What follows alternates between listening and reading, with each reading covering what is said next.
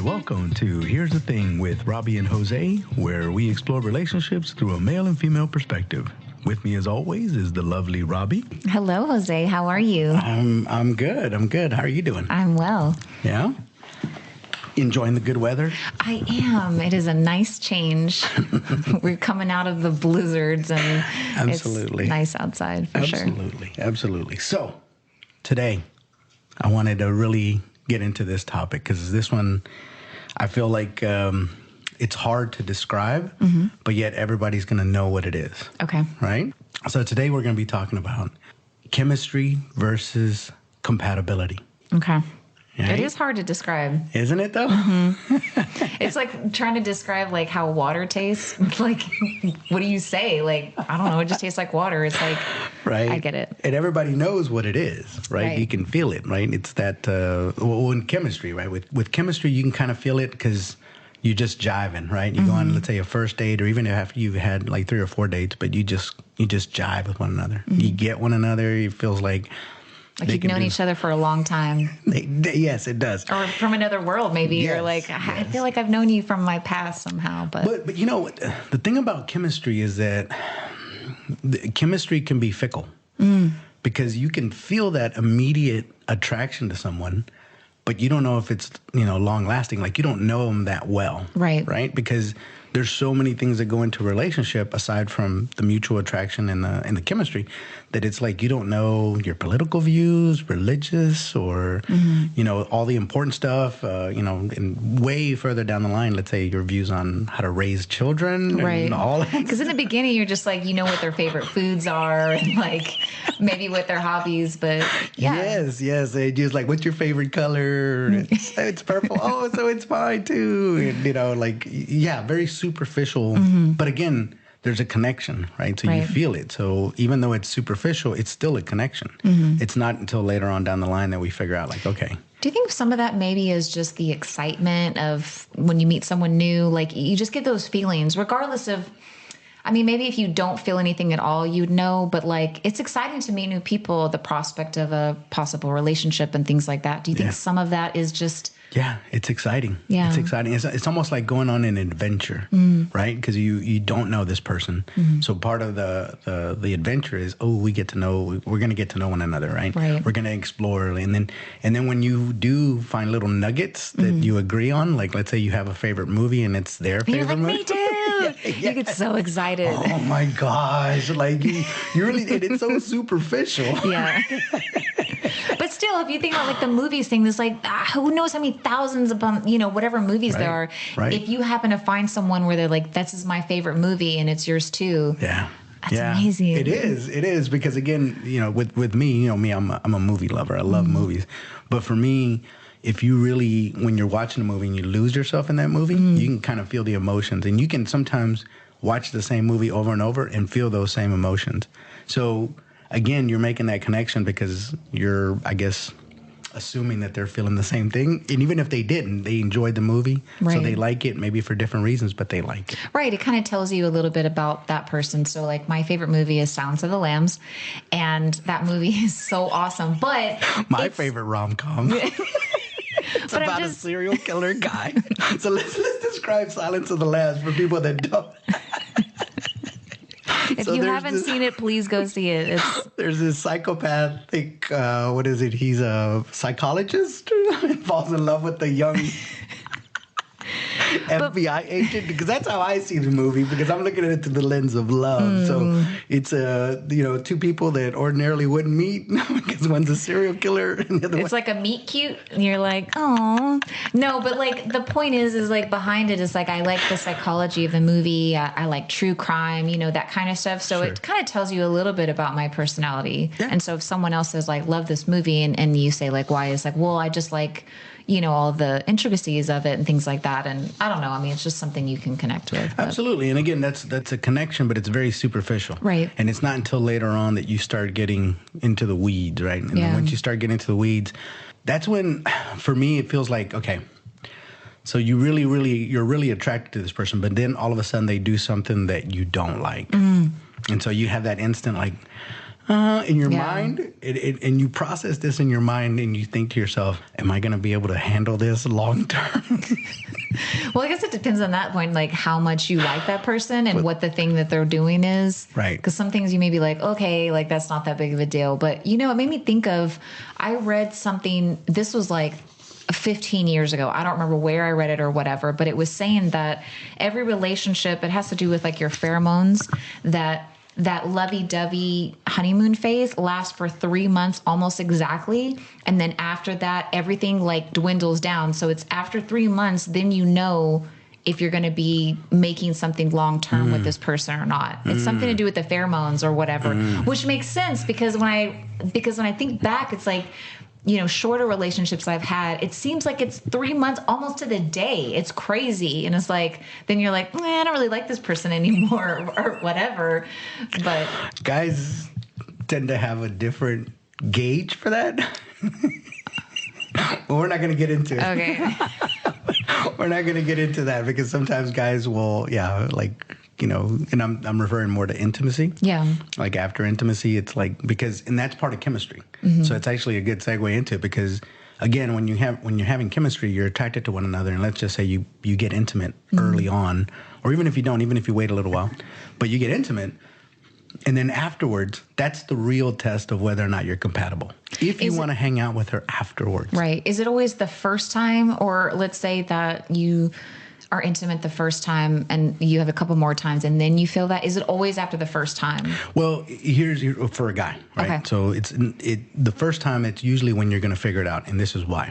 Because when you first meet somebody, you're you know, again, let's say you're very attracted to them. There's a lot of chemistry. You guys are jiving. Very superficial, favorite color, favorite food, all of that you're agreeing on. And even the stuff that you don't agree on, and like you're making fun of each other, again, it's a lot of banter. But then, so at that moment for a guy, what's going on in a guy is I can't wait to sleep with this woman. I'm sorry. That's the first thing that comes to our mind. Don't get me wrong, we're romantic too, so we might be thinking long term, like maybe this is wifey material. Maybe, you know, I can see, you know. So, but at the moment, right then and there, they're like, yeah, I can't wait, right? Because that's the next level of intimacy. Like you're already feeling each other that way. So a guy's like, okay, I want to take it to that next level, right? So when a guy gets in that mode and he's focused that way, it's tunnel vision. He can't see anything outside of it. So different from women. I would assume that a woman would also, to a certain degree, feel the same way. Because, again, we're not going off of, because it's chemistry, so it's not necessarily love, right? Right. And, you know, that's a different topic for a different time regarding, you know, whether you can fall in love at first sight and all that stuff, right? I think for love to be real, it does take time. Right. You can feel attracted to somebody and you can have all these things going on in your head. But again, that's what I'm saying. Like for guys, we get this tunnel vision. And so we can't see anything else. So once we really want to be with this woman intimately, we're going to do whatever we can to expedite. I think it's different for women. I'm trying to remember back of like, I feel like at some point you reach of like, I wonder what it would be like, but it's not like we're focused on that. It's not like I can't wait, like whatever. It's just like, I just wonder if we're going to connect that way. You know what I'm saying? Like if it's going to be good or not. But I don't think that we're like, once we think about that, it's like, that's all we're thinking about. I mean, you know. I mean, we're having fun as guys too, but that's the... guys sometimes that's your goal. Well, yeah, a goal. Yeah, that's absolutely right. It's a goal and you want to reach that. But like in any endeavor, it's the journey in between that's the most fun, right? Obviously, it's, you know, getting to know each other and whatnot. But yes, the ultimate goal is to. That's so crass compared to what women, our ultimate goal is like to find the love of our life and like find this like wonderful husband. And you guys are just like, I'm just trying to get it in. No. Well, we want that too. But the immediate goal, again, is like, let's get to that level and get to that next level to see where that's at. It's again, it's like you're climbing Mount Everest. And once you get to the top, you have to put your flag. Take a selfie. Yay, I did Ring it. the bell. But here's the thing. In that same analogy, once you get to the top, now what? You just you gotta come back down. You have to. And that's where you rely on the chemistry or the compatibility. Right. That's where that comes in. Gotcha. Because after that, you don't have that in the mind anymore. You're not tunnel vision. You can kind of have a broader view and you're getting to know one another. So again, if she does something that annoys you, let's say you start eating and she starts smacking and you're like, oh man. We had a great time, but she's, smacking and it's just annoying you to no end. You're like, oh, I didn't know she did this. So then you immediately start thinking, okay, is this something? Well, I guess nobody's perfect, Start rationalizing it. You do. Because again, you have this connection. So it's like, okay, if you were making a pro and con list, she's got a lot of pros. She's had this one con. But the thing about it is, as you get to know one another a little bit more, right?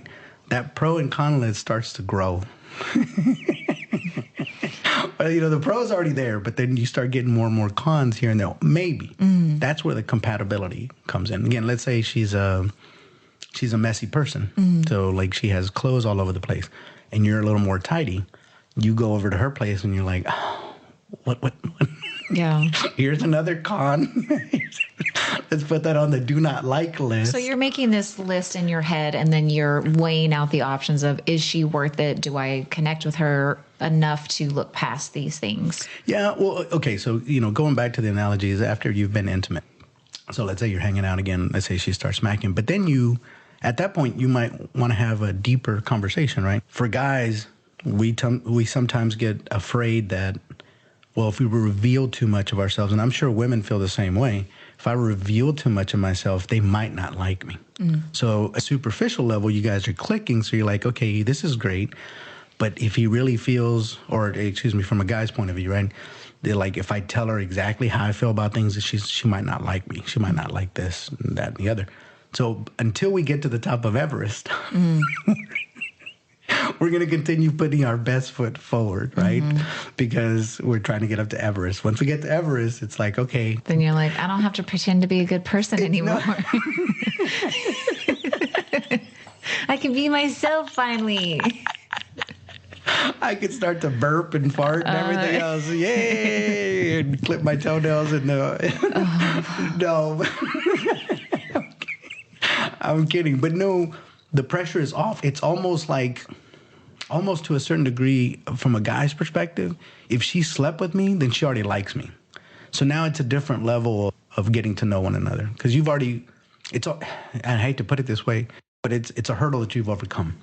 Up until that point, right? Because when you're rejected, let's just say, from a man, when a woman says, hey, I'm not in the mood or I don't want to, whatever, to be intimate, we take that very harshly.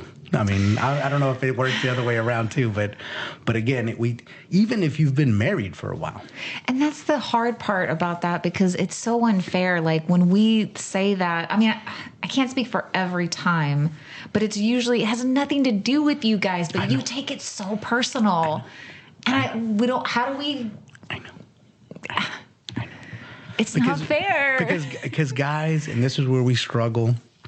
We like tangible things, and that's a tangible, right?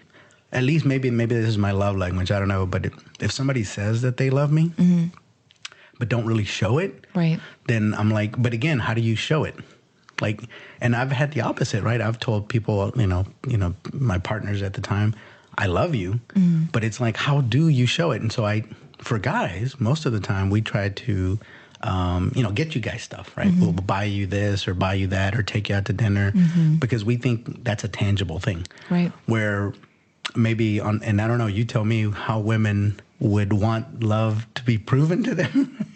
I don't know if I'm saying that right. How would a man be able to do that in the first place? Like that's a hard thing. Well, I mean, that depends on their love language, but I was just thinking about, like, let's say you're in a committed relationship and let's say you're living together and she cleans up the house and makes you this wonderful dinner and she's, doing all these things or whatever. But then when you go to bed, you try to be intimate. She says, baby, I'm sorry, I'm really tired. At that point, she's been cooking and cleaning. Well, that's what I'm saying. Like if she's doing all these things to show her love, right? Would would you still feel that same level of rejection at that point? Me personally, no, just because I understand how much work would go into that. Well, I mean, just even on a typical day, let's say, I'm texting you throughout the day, like, I love you and whatever, I packed your lunch with a little note in it or whatever. Maybe I'm not cooking and cleaning all day, but if I had a hard day and it's, 11 o'clock at night and I just got the kids to bed and whatever, and, I say, like, I'm really tired, for you guys to take that so personal. Right. Like I said, it's not about you. It's not that we don't want to be intimate with you. It's not that we're not attracted to you or whatever. It's just like,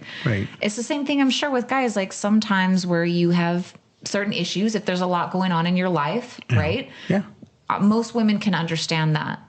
Yeah, I suppose some women can't. Well, no, I know. Some women I know some people, it too. but I think that the women who can't, who do take that personal, it's because the guy is not communicating to them what's going on. Right. So they just say, I'm not in the mood. And we're like, what the hell? But you're not communicating like, babe, like this is what's going on right now. I'm super stressed, whatever. So I think that's where, the women would take it personal. Right. If you're just not communicating it. Yeah. Yeah. So again, back to the, and I like that we digress into that because that's a whole another topic we're going to get into.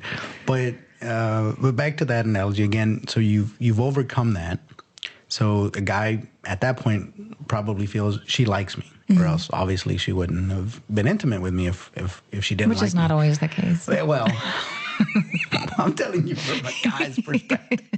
Tell me, pray tell, how does it work on the other side? I'm sure there's plenty of people who have been intimate with a guy that they didn't really like them. It was, man. But again, if there's chemistry, right? So we're talking about chemistry. Well, I mean, I could ask you a really personal question right now, but I'm not going to put you on blast. I'm just saying sometimes you are intimate with people that.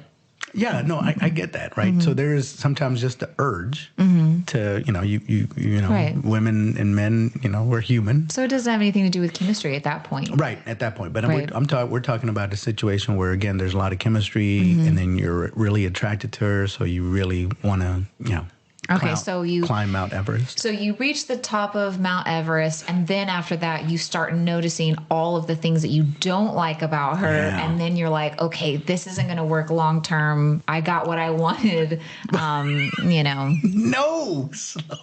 Well, that's how it comes off, though. Yes, I could see how that would come off. I can see how that would come off, but I don't know how to overcome that. Again, as you get to know him, let's say she smacks her food or whatever. Maybe she does other things. Again, she's messy. So you're starting to find all these other things. So long term, that's where compatibility comes, because this is, if you guys turn into a relationship, you're going to come home and the house is going to be dirty. Right. You know what I mean? You're going to be eating dinner with this person a lot, lunch and many other meals, and she's smacking all the time. So now you're thinking, oh my goodness, now what do I do? Because you can't tell him. A guy can't tell a girl. I mean, he can, but just you have to prepare yourself for war. I'm very vocal. If there's things that are that annoying, that are bothering me that much, I will tell you. I'm not saying I would be mean about it, but it's like, I'm going to tell you, like, hey, I care about you and all, but like this is a big deal. Yeah. You got to stop being flatulent in front of me. I've been in a relationship with someone where they had a problem with that, and he was letting it go before he climbed the mountain. Okay. Even then, Wow. And I was just like, wow, really? And he's like, yeah, like I've had nicknames from other girlfriends, like because of this, and it's just. Yeah, that was not chemistry. That was hard. That was hard to look past. What would possess a guy to even say that? Like, how do you?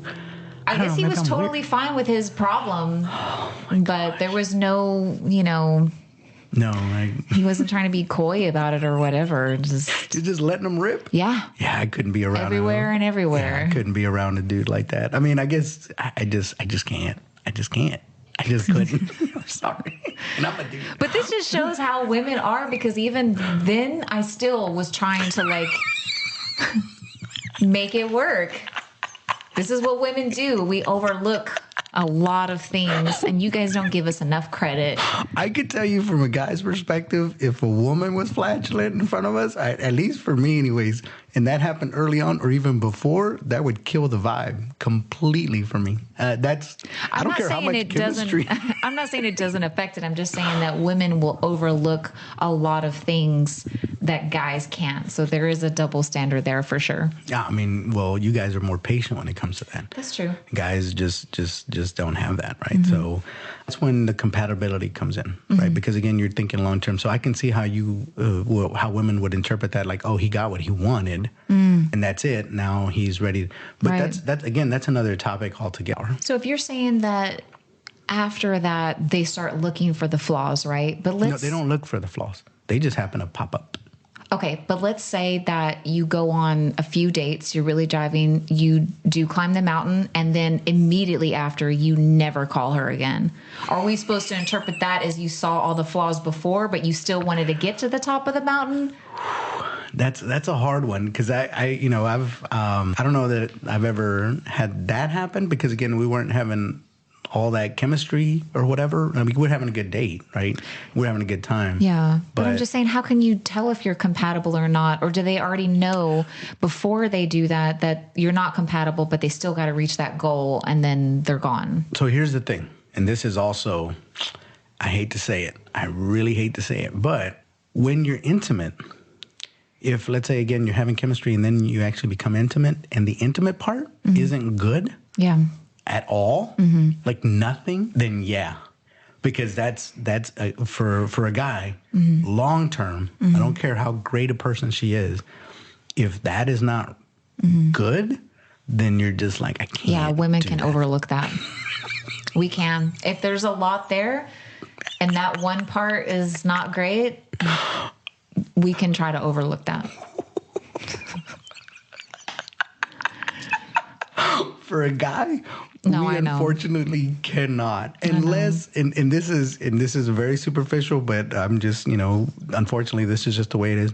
Unless she is just amazingly just beautiful, hot, you know what I mean? Then a guy might overlook that. But even at that, even if he overlooks it temporarily, over the long haul, it's gonna affect him. I've had guy friends tell me that before, of like, when they have been with, a really beautiful woman, if, the mountain's not great, that because she's so beautiful, they will continue on because it's still good eye candy, you know. Yeah. But that doesn't go at that point, but I mean, if there's nothing else, if you're saying that that's chemistry, are they trying to, because she's so beautiful, right? Are they trying to sustain a relationship based on just her looks and seeing how long they can go with that? Yeah, it's almost like it's what you guys do that you overlook it to the point where you're like, maybe I can change him. Maybe it'll change over time. Maybe if I talk to him and work with him, he will eventually clean up his act and not be so flatching around. Maybe he'll go into another room if he has like a medical condition, for sure. But maybe he can be courteous and go into somewhere else. So you have that hope. Guys do that too, because they're like, oh, she's so beautiful that maybe over time she'll get better at it as we practice more. Well, I mean, but that, I'm not trying to be funny, but like you can tell your partner, like, these are the things that I like. And it can with communication, it can get better. It can. You have to tell them what you want, what you like, what you don't like. So it's like, for me, the intimate part is that they like to experiment. So I don't know that, and maybe I'm different. I don't know. I don't know if anybody kind of gets set in their ways, because I've always been somewhat adventurous in general in my life. So I'm not like, I like to switch it up and, try different things, whatever.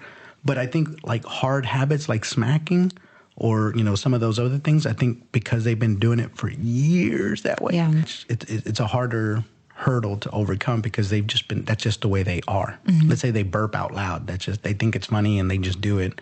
They get careless. We know guys like that, don't we? I know women like that too. But that's my point, is that it's a habit. Yeah. And habits are much harder to break, even for somebody that you care about and that you love. Whereas being intimate, like every time it could, you can bring out something different and try things, again, everybody's, has their ways, but if somebody's already set in their ways, then I guess, yeah, I guess you're like, okay. Yeah, but like I said, I've been with guys where they do a lot of things that are pet peeves of mine, but depending on, our relationship and how good it is and all the good things about them, those things, even though they're kind of annoying in the moment, but I mean, it's such a small thing compared to the compatibility we have together. Yeah. If you're focusing on that, it's like, well, this is like, it's annoying, but it's a small thing, like eating, with your mouth open and things like that. But it's like, if this is an awesome guy and he treats me well, why am I really going to be like, I can't be with you because of something like that? Well, but here's the thing, and this is the other important part, because I think, we touched on it, right? So let's say a woman understands that most men want to climb that mountain, right? My suggestion for women would be to let him climb. Oh Lord, of course. Well, hold on. And I don't mean, because again, the top of the mountain is the ultimate goal.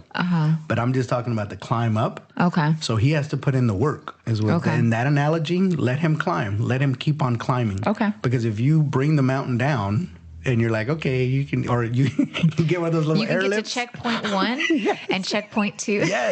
Yes. Because here's the deal, and I hate to say this, and I hate to like mess it up for the rest of my boys here, but there are serial daters, and they understand what makes women tick, and so there is a certain element of manipulation that goes involved, and if they know that they can manipulate and so that they can get to the top of the mountain without having to do the work, they got a little airlift or they got helicoptered up on top.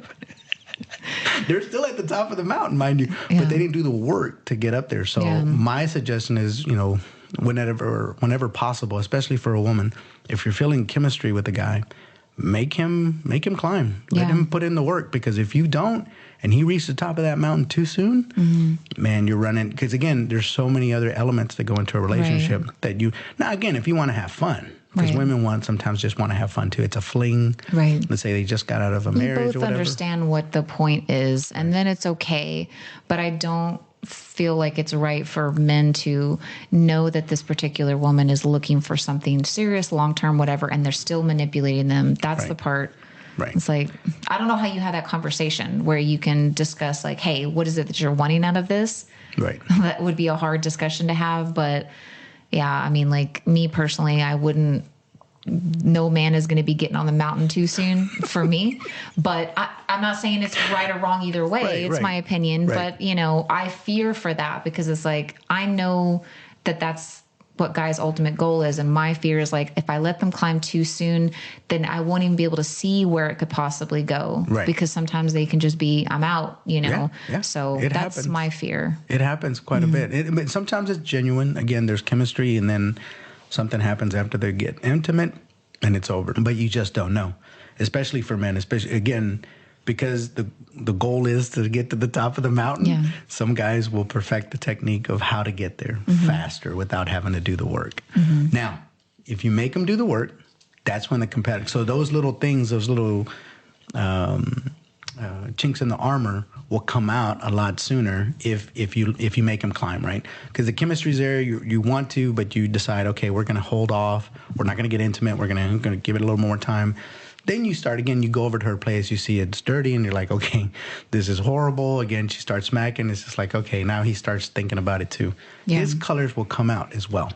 So things that you don't like about him will start to slowly come out. And then if after all of that, you still say, yeah, I still want to go forward with him and I want to let him reach the top of the mountain, then so be it. Go for it. But that's why I'm saying, for me, I would just say, for any woman listening to this, it's very easy when you get that chemistry, the superficial chemistry, and then you confuse that for something long term. And once he gets to the top of the mountain, things do change. Whether we like it, either he's going to feel much closer to her, or something's going to change. He'll retreat. He might. He may or may not. Well, I will say that like these rules get kind of blurry when you're talking about rebounds, because when you have a rebound, you can feel like you're compatible, but it's not true. It's like your mind playing those tricks on you. Right. So it's like, like this person is like, I'm really like digging them, and we're, jiving on every possible way. But yes, the rebound, the rebounds are so dangerous, because the rebounds, you lost a connection. Yeah. So you're almost looking for another one. Anything Right. will do at that time. It doesn't Yeah. matter, right? Because you've lost that intimate connection, you've lost that emotional connection, you've lost whatever future you had in your brain that you thought was going to happen between you and that person. It's all gone. Yeah. So when you're out there looking, yeah, you're focused. So in the same when the guys are tunnel vision, Yeah. anybody that's on a rebound, they're focused because they're trying to find somebody or something to connect with almost immediately. Which actually leads me to my next thing, right? So one of the things that I found sometimes is whenever there is a little bit of chemistry, sometimes the other person wants to expedite the getting to know you. And this is, I don't know if this has happened in the past or not with anybody else, but I had one situation where almost immediately she wanted to know like in-depth things about me. Like what do you like about this? What do you like about that? Like she sent me like a laundry list of items to get to know. And I didn't like that. I said, well, She's trying to skip some of the checkpoints basically, but for compatibility, it's like you're trying to go from like, okay, we just met to let's be on the level of like we've been dating for 6 months. yes, Okay. yes. So it's almost like an interview. And I told her, I was like, well, because she was like, I just want to get to know you better. So she bought this book of compatibility where they would have like a series of questions of what you thought your partner would think. And then they would, kind of like the love connection or that game or whatever to see how well you know each other. But again, at that time was only like 3 to 6 months, something like that. So we did know each other, but obviously we're not going to know everything about one another. But she would always try to expedite that. And I would tell her, I was like, well, all of these things will come to light as we get to know each other more. But like she wanted to hurry up and like get to know me like an interview type deal or a questionnaire. Yeah, but 6 months for a mature woman, that's a long time. So I mean, I guess maybe I don't see what's wrong with that of like if you're with someone for 6 months and let's say you're in your 40s, it's not like when you're young, it's like I have plenty of time. Right. Like maybe that's some of that of the pressure of like, okay, Well, I'm maybe getting so. older. I need to figure out if this is going to work or not. I don't know. Well, yeah. I mean, again, I like dating women my age, so maybe there was a little bit of that. Yeah. But that's, again, I just thought that was a bit weird right now. It's just like, let's just let things evolve the way they naturally evolve. Like, why do we have to?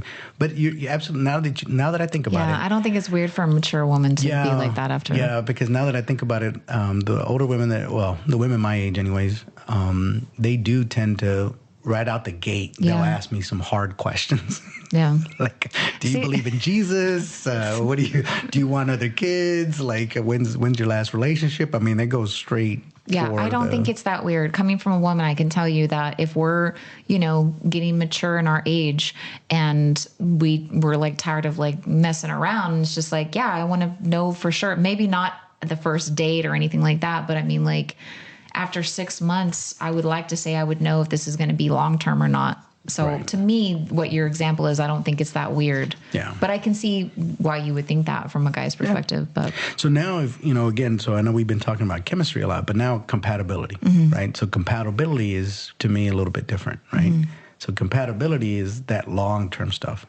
So if let's say I'm a tidy person and she happens to be a tidy person, like long term, I think that would work. Yeah. Or if I like to schedule my time, to make appointments or, for anything, going out with friends, and let's say she's the same way, it would work out. Because if she was one of those more spontaneous, like I don't make plans, I'm just kind of go with the flow, that's going to frustrate somebody that likes to make plans because they're like, no, like I need to know, like I have to schedule my time. It's important. And I have a lot of things going on, so I can't just on the fly. That's where compatibility comes in. If you like somebody a lot, you're jiving on a bunch of different things, but the compatibility for me, it's like, okay, those little things, how is that going to play out over the long haul? It just made me think of is like Pretty Woman. So like Richard Gere and Julia Roberts is like, there's no compatibility. Because when you just said that, because she's like, he likes to plan everything. He's super straight laced. And she's like, no, I like to, moment to moment, whatever. But I know the movie, they were playing it like they ended up together, which is not true. But I'm just saying, like, that is just chemistry because they're being physical and all that stuff is whatever. But, like, compatibility, there's nothing. But hold on. Are you saying that a ultra-rich billionaire type cannot fall in love with a lady of the night? Not for compatibility purposes. And maybe she's super focused. Maybe she's got like an Excel spreadsheet of all of her Johns and like, this is how much I got. I don't know. Maybe she's, super savvy with that. But I mean, when I saw the movie, I thought, I don't know. I get what they were going for, is that opposites attract, or, like you never know where you're going to find love and all that. But I thought the fact that they made her a lady of the night, I just think she could have been a single mom. That would have been more feasible, right? Like that would have been like, oh, that's sweet, Yeah. Like he's taking the time. Well, when you say like opposites attract, like when I think of that just firsthand initially, I think of like their interests being different. Not so much the compatibility part, because correct me if I'm wrong, but compatibility is like you kind of have the same views on things, right? Yeah. General, like how you process things, whatever. The opposites attract, when people say that, it's like I said, I think of like your interests may be different, but overall you have the same general tone, right? Right. Let's say you have the same general viewpoints on life, but one person might be an extrovert and the other one might be an introvert. Opposites do kind of attract, because for the introvert, the extrovert will bring him out a little bit more. So she's outgoing, she's fun loving, like she's in a social environment, and like she's the life of the party. And you're attracted to that. Who isn't, right? But you yourself may not be that way. So you kind of almost live vicariously and at the same time kind of get to enjoy that, right?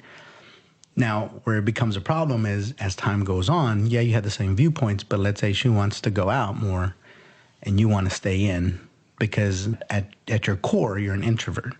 That's when there might be a little bit of conflict. Because you have to compromise at that point, because you're not going to meet the perfect match for you. So it's like, But if I was watching The Simpsons the other day, and it was an episode where Homer and Marge were sitting around, and she was feeding him. So they were both watching TV. It was like some reality show, and she was like feeding him Cheetos and stuff, and it worked. Like it just worked. Like she knew, because that show is obviously it's cartoons or whatever. But anyways, if you can find somebody that are both introverts and y'all like to stay home, y'all like to watch movies, you like doing things and different activities together. But that's what I'm saying. Like the compatibility comes in. Like if one wants to go out and the other one doesn't, that's when it becomes. I don't think Marge and Homer are compatible at all. I mean, if we're going to talk about them as in a relationship, like it's clear that they both love each other for sure. But I mean, if she hadn't gotten knocked up, I mean. Oh, Bart. Yeah. Bart. I mean, really. Well, but that's because that happened a lot before too. I don't know if it happens now, but. Sometimes, the obligation of staying with them. Yeah, because let's say you get intimate and then all of a sudden, ta-da, your life's about to change. And sometimes you do feel like, okay, let's see if it goes anywhere. Yeah. But even at that, like you might not know each other all that well. So you're kind of taking a risk, because it's like we're going to try to stay together for the kids, or that's what is expediting the relationship a little bit. Well, how do you feel, and this may be kind of another topic, but like, let's say that when you get married and you're married young, and at that time you are compatible with each other, but as you get older and you grow, you come away from that. Yeah. Do you think that compatibility, I don't want to say it was superficial, but I mean, let's say you get married when you're 18. It's like, you don't even know who you are. Right. So it's like, you may think you're compatible at the time because you're like, we both like nachos and going bowling or whatever. And it's like, but that can't sustain you long term. She's perfect. So like, I don't know, getting married young, it's like, I don't know if people are still doing that as much as they were back then, but you don't know who you are. So how could you know if you're going to be compatible? Right. And I think with that, you're right. I think people will evolve over time. It doesn't matter whether you're married or single. You're going to evolve over time. I think you just have to get back to where you have common ground. So, for instance, if at the time, like you enjoy reading books and the guy likes enjoying going fishing, like he can still do that, right? He can still enjoy that activity. He doesn't need her to come along. And again, she can enjoy that activity because it's reading a book. So he doesn't need to be around for her to do that. But you're right. Other things, and this is weird, because like in politics, that's when things also, because people have real strong views on politics. Yeah. And it's weird how sometimes, even in the same household, you can have different views on politics. Right. That's when the compatibility starts to be like, okay. Because there's certain subjects that you don't even want to touch. But here's the thing, and I know how you feel about this, you should be able to speak to your partner about everything. Right. Right? But if it's a touchy subject, like religion or politics, that's a hard thing to do. It is hard, but I think if both people have a general respect for one another, because I've been in situations like that before too, it's okay that we don't agree on something, even if it's kind of major. But if we're mature enough, we respect each other enough to discuss it openly, or maybe you just don't talk about it a lot, but when you do, it's like, okay, you have your opinion and I respect you, so it's fine. It can work, but it does put another, fork in the whatever, but. Well, again, it really depends on how passionate you are about things. If you're really passionate about it, and again, if you don't agree, sometimes because here's the thing, right? So we're talking about romantic relationships here, but I can tell you, so I have childhood friends that I grew up with. I have 3 of them, right? So there's 4 of us all together. And so we all grew up in the same place. We all, so we went to elementary school together, junior high, high school. When we became adults, that's when things changed. We all went in different directions. Politically, on different viewpoints on life, and to the point where I love them to death. But when it comes to politics, we're on total opposite sides. We either sometimes will get it out of our system or we'll talk about it in a respectful manner. We do that. But again, we don't have to live with one another. That's the key difference, right? Like, so he's still going to go off to his home and go, and I'm going to go off to mine. But when you're in a romantic relationship, if you have a fight, there's nowhere for you to go. Like when you're at home, unless you go to another room, but even then, you're going to have to go back and face them at some point. But for those people who feel that strongly about something, you, as that person, need to make sure that the person that you find feels that way, and you know yourself enough to be like, I can't look past this. You need to end it at that point. If you're going to be that no, you need to think like me about this and no other way, and we're going to fight every time because I can't let it go, then you need to find someone that has that same view as you. Well, okay, so that's an interesting point there, right? That's a very interesting point because I have my views on life, but I like to think that I can still listen to the other side. Right. So to a certain degree, I kind of like somebody that doesn't agree with everything that I do. No, I get it, but that's because you're not digging your heels in every conversation you have. You're open to hearing the other person. Right. I'm talking about for the people who are like, no, you need to think like me no matter what. And if you don't, we're going to fight. Those people, again, if you feel that strongly about it. The people that say the Loch Ness Monster exists. Oh, Nessie.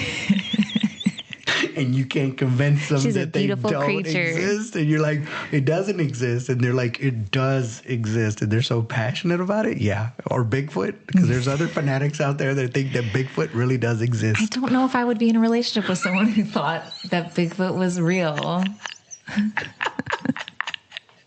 What are you talking about? Of course he's real. Okay. You know what I want to see pictures of, though? Not Bigfoot, because you see him all the time. I want to see Mama Bigfoot, and I want to see Baby Bigfoot. That's what I want to see. I want to see what they look like. Didn't they have that on Harry and the Hendersons, that movie? Didn't they show all the rest of the Bigfoots at the end, walking together? And I think there was a baby one. Is it Bigfoots or Big Feets? Oh, yeah. I guess. I don't know. I'm asking legitimately. That's a good point. I never thought of that. So it's Big Feet. Well, feet, is that also the plural? Yeah, because it's the plural. Yeah, but I'm just, when you're referring to more than one Bigfoot, is it Big Feets? Bigfootses? Oh, man, we're going to have to talk to an English teacher and find out what the correct way to say that. Bigfoots, right? Bigfoots? A bunch of Bigfoots?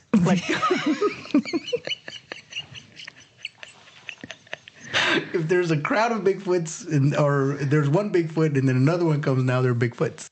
I don't know. But anyways, I digress. But my point is, you're right. If and I wonder, even with people like that, if sometimes that brings them together. Let's say you're on a Facebook forum or something, and Bigfoot does exist.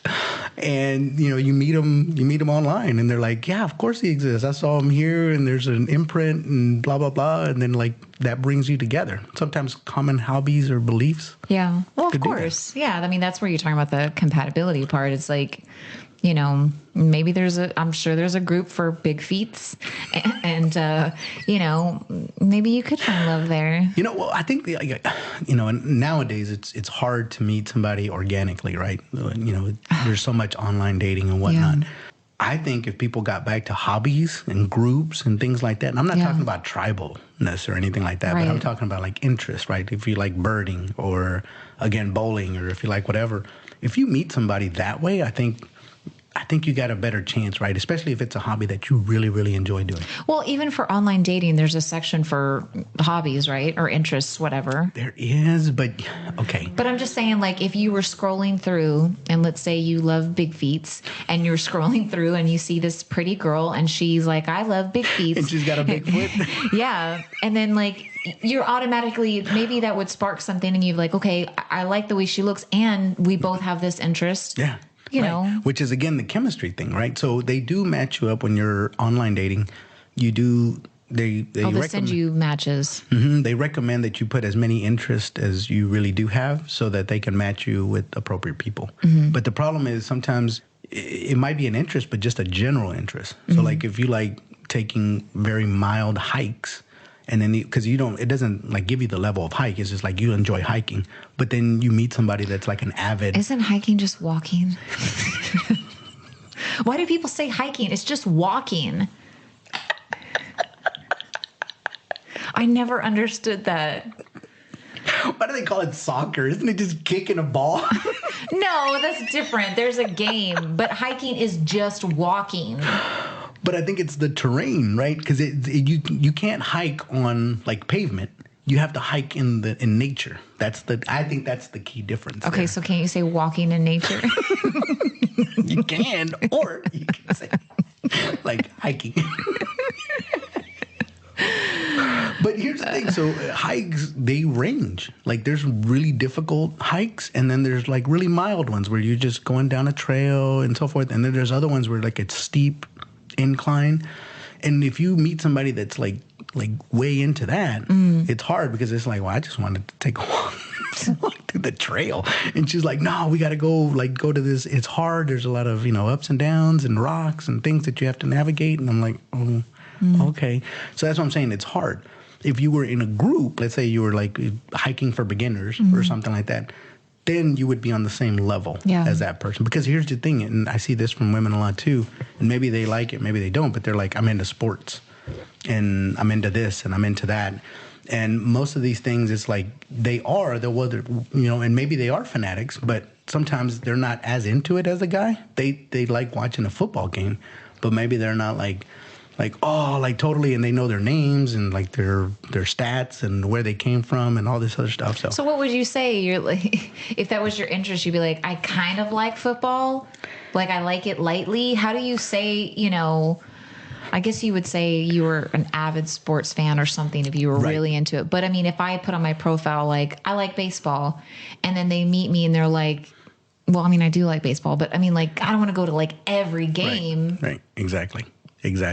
So it's hard. That's why I'm saying online doesn't do that. But with compatibility in that same line, when you meet somebody online, this has happened to me before too, where the messages that we exchange, they're great. Mm-hmm. And maybe you even talk on the phone and it's like, it's fantastic. Like you're jiving, you're laughing, you have a lot of the same interests. And then you meet and there's nothing there.